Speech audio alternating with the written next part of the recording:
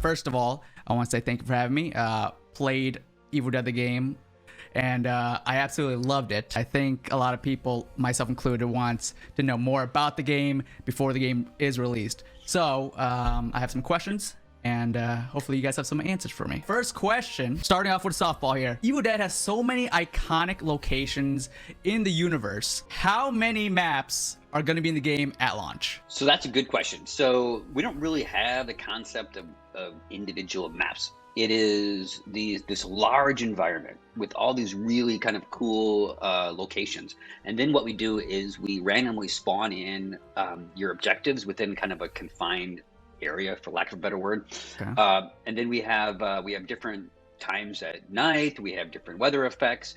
But because there's so much variety in the individual locations, every time you play, you'll have a different area to explore. So actually, Craig can talk about some of the really kind of cool highlight locations that players may be able to encounter. You will see a lot, as an Evil Dead fan, you will see a lot that you recognize. You're going to recognize Ash's home from Ash vs. Evil Dead. The trailer, you're going to see obviously the cabin we all know and love is in the game. Spooky things like the cemeteries, and some parts of the town. It's all spooky and crashed airplanes. I can get into that stuff. You know? There's the crashed airplane that we lovingly call Flight 666. Which is there's a derelict doll factory, which is a reference to little Lori from the television show, because she was a doll.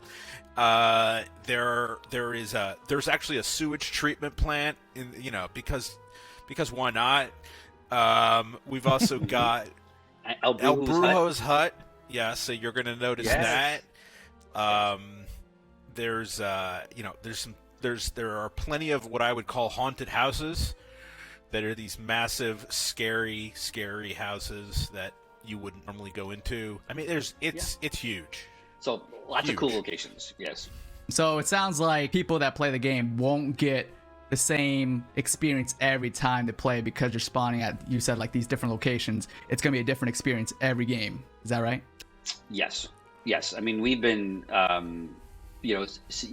Over time you will get familiar with some of the locations, but you will have lots and lots of different places to explore. Next question for you guys. I saw that the pre-order of Evil Dead the game has so much content in it, and I already pre-ordered my copy. One of the pre-order bonuses was that Ash gets 2 additional skins or outfits, the S-Mart and the Gallant Knight. Will there be more outfits for other characters? And if so, will they be unlockable, or what's the dealio on that? Yeah, there absolutely will be. In the game, there's actually a handful of single-player missions that will unlock additional skins and additional characters as well. And then part of the post-launch content will be additional skins for the characters. If I could ask, which character do you think has the best skin in the game? That's a good one. Because we have the 4 Ashes. Yeah. For me, my favorite character is either Cheryl or Amanda, but I just like to play as those characters. I don't know, what's your favorite characters, you guys? I like to play as Ed Getley from Evil Dead 2. He doesn't get enough love. And I also like to play as Henry the Red. I love their abilities. They work for me. They're fun. Yeah. Oh, Jason, I know what Jason plays. Yeah, I mean, you know it. I'm a demon player, so I have to go with Henrietta. Henrietta is a fantastic skin. I mean, it's well made. It's not attractive. Yeah. right. And yeah, Evil Ash looks great too. Evil Ash is awesome looking. There's so much content already packed into the game, but my next question is, was there anything that you guys left out of the game but you really wanted, but because of like maybe the game itself couldn't handle it, or it just didn't really work out the way you planned? Was there any like big ideas that you had but you guys couldn't put it in? So that's always the question that game developers get, and there's always a balance, when we create a game, because we can do anything, we just can't do everything. But I do feel good about the content that we have in the game. I think it's rich, and the Evil Dead fans will like it. But one of the things that we have done is we've set ourselves up for some really cool post-launch content. You know, there are lots more characters in this universe. There are different locations in this universe, different demons. So we're so blessed to have such a heap of cool stuff to pull from that, you know, I know what we have planned, and I'm pretty sure our fans will definitely enjoy it. I as a fellow Evil Dead fan, I'm excited about what's to come as well. We've got a lot in store. Evil Dead, like I said, has so much lore from the movies, the comics, the TV shows. Is this game gonna take a little bit of all that and put it in as like Easter eggs? Is the story gonna intertwine, or is it gonna be all their own separate thing? You know, there is obviously so much to draw from. It's so rich with details and inventiveness that, you know, I'm going to answer the question this way. Yes, it's full of Easter eggs and things to find and references and nods and just, you know, fun stuff for people to find.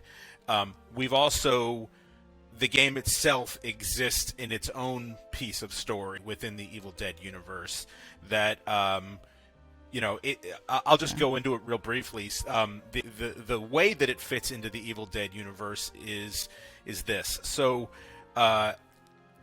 it all started with Professor Nobi finding the Book of the Dead and reading it, the Necronomicon, and recording himself and accidentally summoning the Kandarian demon in the cabin. What our game does is we have these additional Nobi recordings. So, you know, in the films, he records himself, and there's different versions of it and so forth, and in the television show. Mm-hmm. And in our game, you can get rewarded with different Nobi recordings. And when you put them together, they kind of exist within the cracks and crevices of the story that you already know. We're filling in some blanks. We're starting scenes before the movie might have started them, and having a little bit beforehand. And the story is that he's recording, just like you've seen, he's recording himself, and he summons the demon. And where we go is that he continues to make these recordings, and he's looking at the Necronomicon and sees the hero from the sky.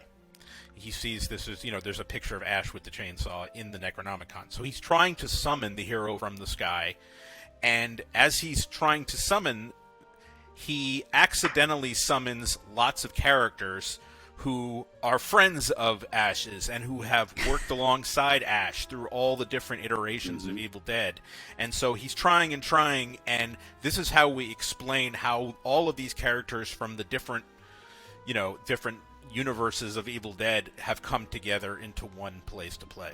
That answers my question. How is it possible that there's 4 Ashes on a single Professor team? Nobi was, That is how. Trying. Amazing. Amazing. You're going to do what you can to try to save yourself. So one Ash wasn't enough. He had to get all 4, and we're lucky enough to be able to live in that world. So it's kind of like a multiverse with all these Ashes. Yeah, I mean, I think that's a way for people to very quickly understand what the premise is. But I feel like with the Evil Dead universe, we were given an even better opportunity to explain it, because we didn't have to invent a multiverse. You know, the television show absolutely already covers different versions of timelines and shows you how that's done. And Professor Nobi recording these tapes and using spells is already there. So we just had to use what we were given. We didn't have to invent a spell. It was already, this Evil Dead universe already had it all. How do you feel Evil Dead the game will stand apart from other asymmetrical games? There's been a lot of asymmetrical horror games that's been released. I think the formula that's been used a lot, and rightfully so, would be that survivors are usually hiding from the bad guy. The killer is always out to get them. In Evil Dead's case, it's flipped. It's the survivors are pretty much going against the demon. They're fighting back. They're not going to hide in the corners. They're not going to try to hide in a house and hide upstairs in the dark. They're finding weapons to pretty much just kick ass against the demon and bring the fight to them. I'll just add, I mean, Evil Dead obviously isn't about hiding. It's not about trying to get away. It's about fighting evil. and so our game feels very, very different in that respect. Yeah, and if you watch the movies and the TV shows, you know, and that kind of visceral, over the top, in your face kind of gore action that you see, you get to play that. I mean, we have some really cool glory kills where you're just like chopping dead heads off and, you know, knocking guys and hitting them. So that fun that you see in the TV show, you'll be able to do in the game. So you're definitely bringing the fight to the enemy. When I played it, it did feel like right off the bat, I felt like I actually had a chance to survive. In other games, you know, the killer's chasing you or something, but in this, like the execution, the glory kills you guys have been saying, just amazing. I think it's set up that way, and you can pick it up and you can figure it out how to play it very quickly. It takes a long time to master, but you could certainly survive and fight. It's easy to pick up, you said. Which side do you think would be, like, for a brand new player, they just picked up the game, they saw how awesome it is, which side should they start off with if they're like really need to get their feet wet? Should they pick with like the survivor side or the demon side? That's a great question. Yeah, it is a great question, because I think it really depends on what type of player that is. Like if it's a player that is more into almost being like a dungeon master and they love just to kind of oversee everything and kind of control the field, then leaning into the demon side would be a perfect fit for them. But if you're more of just kind of teaming up with your friends and wanting to go against, you know, a single enemy, then yeah, definitely start with survivors. I think it depends on your mood too. If you want to, yeah. if you want to troll, you want to kill some Deadites, then you're gonna be the demon. Did I hear this is correct that Evil Dead the game has crossplay? Yes. So so at launch, we will have crossplay between, you know, the consoles and the PC. We want to get as many people into the game as possible, and the best way to do that is with crossplay. That is amazing. Like, games should just have crossplay, and now that Evil Dead the game has crossplay, you have no excuse to play with your friends. You can play on PC, you can play on console. It's yes, and now and speaking of playing with your friends, you know, one thing that is nice about Evil Dead is you and your buddies can get together and just play on the side of survivors against the AI. So if you don't want to jump on the internet and get beat up by a 12-year-old who's playing a demon like Jason, that's fine. You know, like if you got one friend, you both can jump into a game. The computer will take care of the bad guys, and you can have a good time. So and even if you're alone, you know, we have these side missions. It's not a campaign, but we have these little side missions where you can jump in, you can learn more about the world, the story. You can unlock, you know, some characters by completing those. So there is something for everyone. Thank you guys so much for taking the time to answer some of the Evil Dead the game questions for the viewers and myself. I really do appreciate it. I cannot wait for this game to come out. Crossplay, like that's all you guys should have said in the beginning, and I would have been like, all right, cool, I'm good. I'm gonna get the game now. Game case, we got this belt signed by John Cena. What's this? Oh, what's this? Advanced GG Focus. Use code unCAGED to check out. Sponsoring the channel. Up here we got some